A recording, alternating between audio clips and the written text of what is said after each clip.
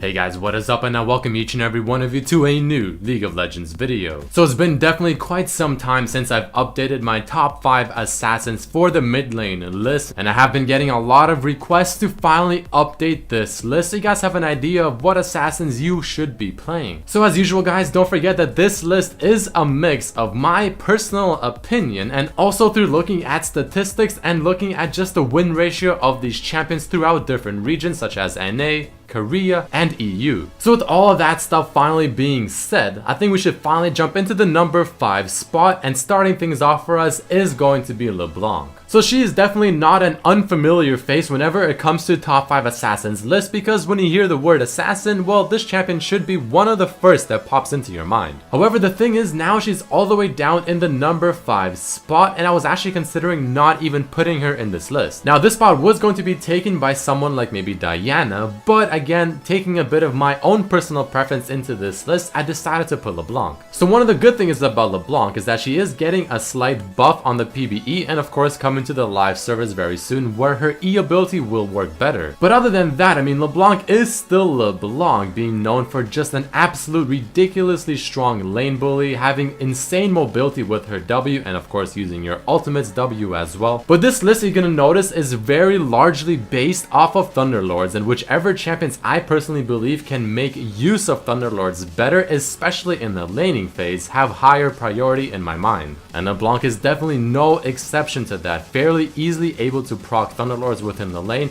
already adding to her high burst damage. You can also go for 45% CDR now if you so choose to do so. Now I don't necessarily recommend doing it, but if you do, I mean, you'll have your W and your ultimate up that much faster and be that much more annoying. Whenever you're using your full combo to kill a target or just simply harass in the lane, so maybe using the W just to get in range or to actually hit them with it, following it up with a Q, the ultimate, and then the E ability, and then waiting for the E to root them, chances are you'll have your Q up once again and you can throw it too, and you'll just be doing an insane amount of damage. Very known for LeBlanc to do that, on top of adding Thunderlords with everything else. Now the reasons LeBlanc is all the way down in the number 5 spot, to the point where I almost thought of not including her in this list entirely, is because, well, when I was looking up the statistics for LeBlanc in NA, EU, and Korea, well, the win ratio was only around 46 or 47%. Now that's not very high, but I feel like the reason for that is because a lot of people may not know how to carry with this champion. Now this is definitely a flaw with LeBlanc, because even though she is a ridiculously strong laner if you play correctly, well, I mean, carrying the game at the end of the day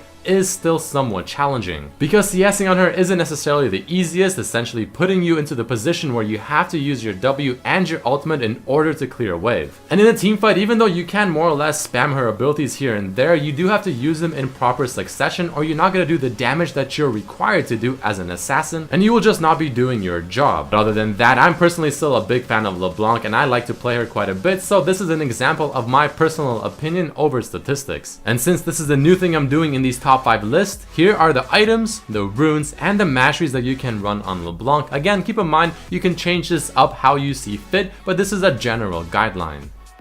And moving up in the list, in the number 4 spot, we'll be talking about Echo. This is another example of a champion that I personally think is just very strong. I really enjoy playing him, and I wanted to share this with you guys. I personally do recommend picking up Echo if you haven't already. He has a very fun playstyle as an assassin. He's very strong, has a lot of potential, and he's really annoying to deal with. So he has a passive that increases his damage on the target, he increases his own move speed when you activate it, and he also decreases the champion's move speed. I mean, honestly, what more can you ask for? But then you take into account Thunderlords also having 3 stacks, so you can easily proc Thunderlords with your passive for bonus damage. But if you didn't know, Thunderlords instantly gains 2 stacks of the 3 whenever you hit a champion with your E ability, since your E ability is considered a spell and also an auto attack. So to proc Thunderlords in lane, all you have to do is E on your target and then either attack them one more time or just hit them with the Q just only one time. But other than that, Echo has something most other assassins don't have in their kit, and that's a pretty decent wave clear. I mean, his Q does a lot of damage to minions. If you are ahead, it will kill the backline minions within 1 Q. And if you have 40% CDR, well, you're going to be firing off these Qs every 2 or 3 seconds. One of the best things about Echo's kit, but also in my opinion the hardest, is his W. I mean, landing it on the target is not the easiest thing in the world, as long as your target is at least somewhat aware of what you're trying to do. However, getting those unexpected unexpected W stuns, especially in a team fight, and getting several people within it is definitely rewarding, and having an assassin with such an ability can be devastating. Using your ultimate, you can dodge almost anything in the game. It does an insane amount of damage, and a lot of people aren't looking at the little clone following you around, so you can get unexpected surprise damage from your ultimate like that. And taking Echo to the next level, you can also combine his ultimate with his W, where you go in for the EQ, harass, retreat, and as you're retreating, you throw your W to where your ultimate is gonna be, usually right where you were harassing your opponent, and then you can ult into the opponent while ulting into your W and get a double whammy. However, the bad thing is about Echo, well, missing your Q is gonna hurt quite a bit in the laning phase, so you wanna try to land that. Your W is one of the hardest things to land as well within his skid without question, and then also his ultimate not being super easy either. But this guy is definitely one of my favorite assassins, and I highly recommend trying him out. And just like LeBlanc, here are the items, the runes, and the masteries that you want to run whenever you're playing Echo.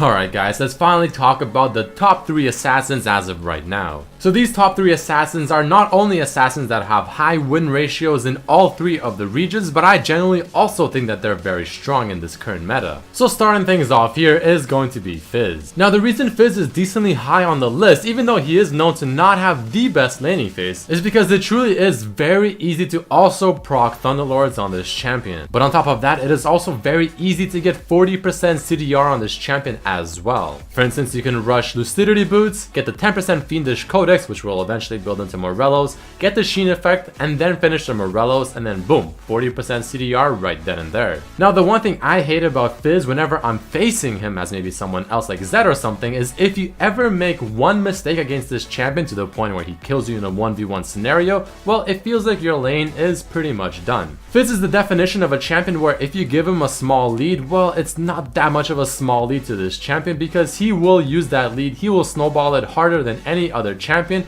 and you can never step foot back into mid lane without dying. On top of that, him being able to dodge nearly anything in the game with his E ability, and overall just using the Zhonya's and his E ability to just dodge things in general, having high CDR, and having massive damage in his skid when combined with his ultimate. I think we can all agree that this is definitely not a champion you want to see fed unless it's on your team. So again, even though Fizz does more or less have a poor laning phase, you can still do decently okay, at least better than before, proccing the Thunderlords, using your E ability to go in for the damage, proccing with your W, and then queuing back out. So with that being said, if you're facing a melee champion, you should probably max your W first and then E, but if you're facing a ranged champion, you can go ahead and max your E first and then maybe W. But what are the bad things about this fish-like champion? Well, again, even though his laning phase is better, it is still somewhat poor, and there's a lot of champions that can abuse him. And his wave clear is quite poor when it comes to clearing the wave while the enemy team is pushing down on your tower. And before we end it for Fizz, here are the general runes, masteries, and even the items that you can run whenever playing this fish-like champion.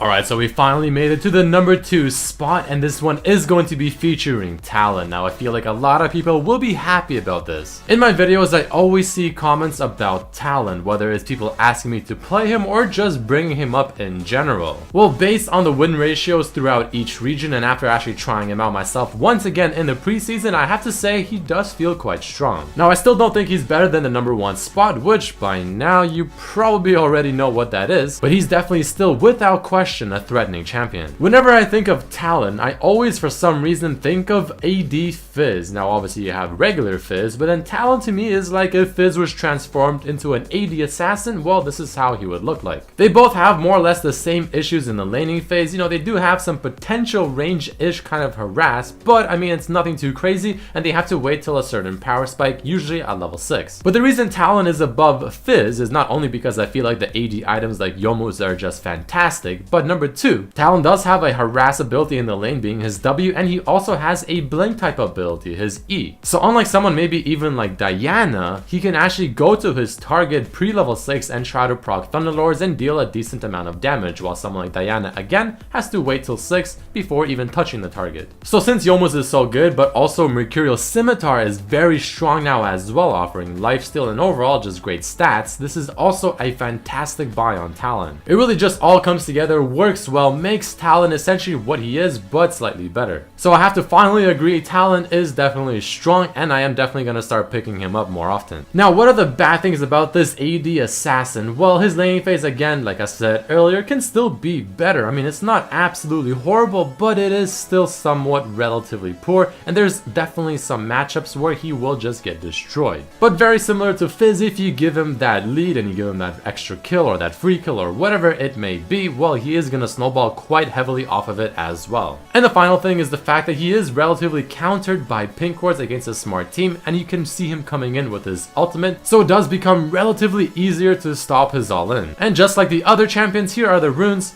masteries, and items that you can run whenever playing Talon.